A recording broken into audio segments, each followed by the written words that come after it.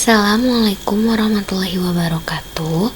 Perkenalkan, nama saya Salsabila Andari Ainur dari kelas 1 AKGE dengan nomor absen 32. Kali ini saya akan menjelaskan soal tentang tegangan efektif. Soal yang pertama tanah sebagai berikut. Di sini ada titik A, B, C, dan D dengan MAT di titik B. Diketahui juga gamma dai, gamma sat 1, gamma sat 2, dan gamma W. Di sini kita diminta untuk menentukan nilai tegangan total, tegangan efektif, dan tekanan air pori pada titik A, B, C, D. Lalu kita akan menggambarkan grafiknya.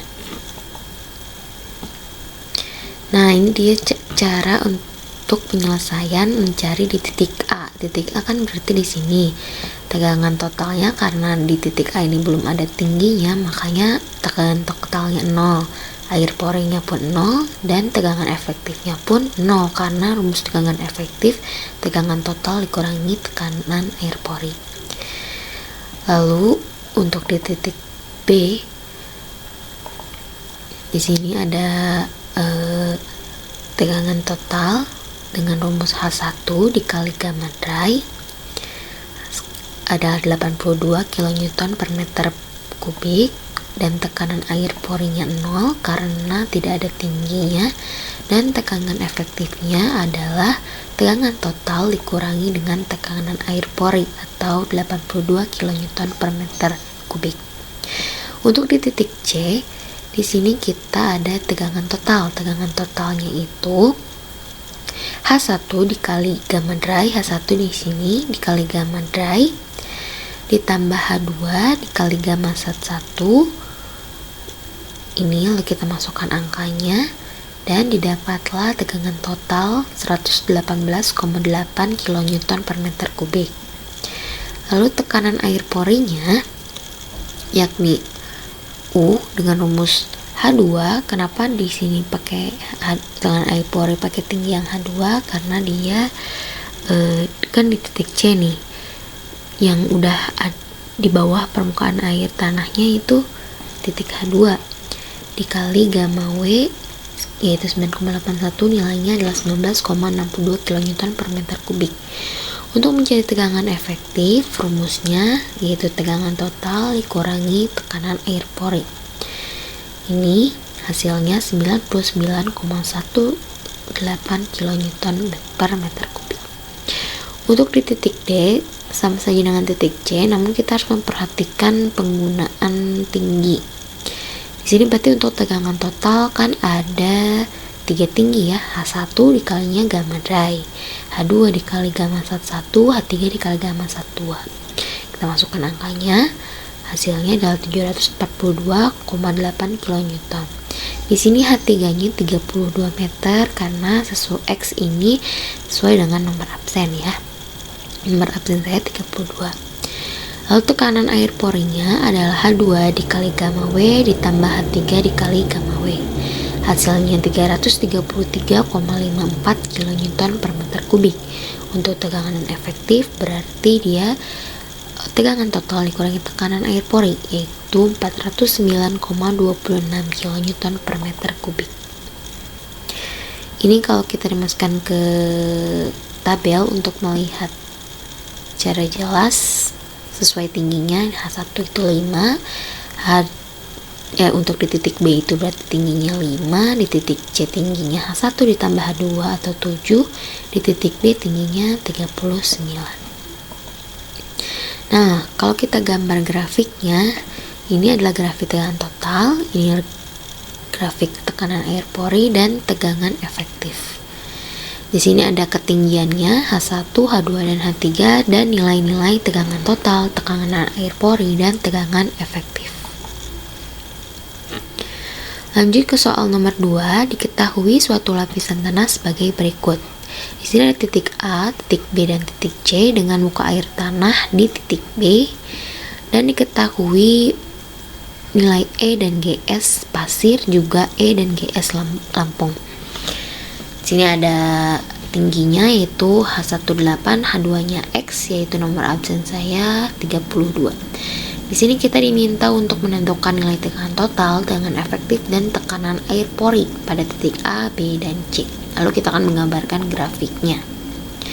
Pertama-tama kita harus menghitung dulu gamma dry dan gamma sat. Rumusnya yaitu GS dikali gamma W per 1 tambah E. Kita masukkan angka-angkanya lalu dapat gamma dry sebesar 16,37 kN per meter kubik.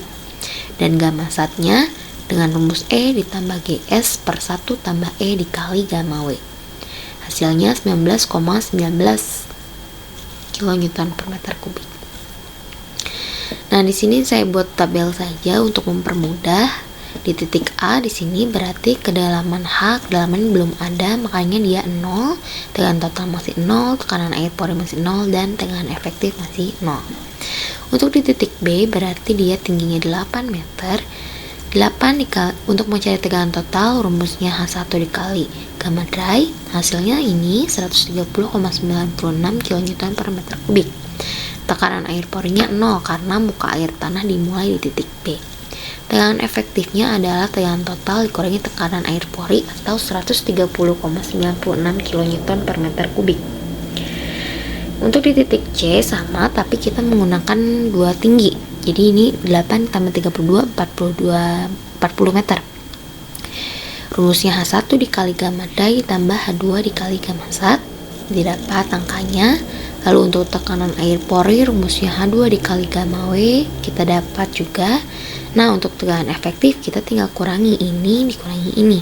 Hasilnya 431,12 kN per meter kubik. Kita masuk ke gambarnya. Gambarnya kayak tadi, tegangan total, ini tekanan air pori dan tegangan efektif. Di sini ada H1 dan H2 dengan nilainya masing-masing. Ini sesuai dengan tabel yang sebelumnya tadi ya. Lalu kita masuk ke soal terakhir nomor 3. Apabila muka air tanah dari soal nomor 2 yang tadi itu naik hingga 4 meter di bawah permukaan tanah, tentukan perubahan tegangan efektif dan yang terjadi pada selapisan lempung.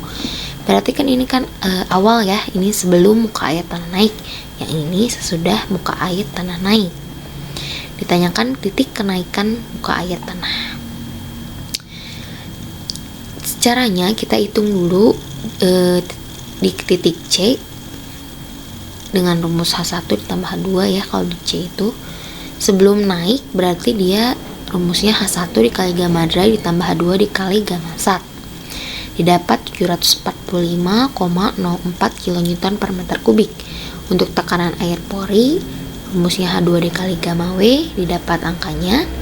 Lalu untuk tegangan efektif kita tinggal kurangi saja yang ini dikurangi yang ini, hasilnya segini, 431,12 kN per meter kubik. Nah, setelah muka air tanahnya naik di titik C, kedalamannya berubah jadi H1 tambah H2.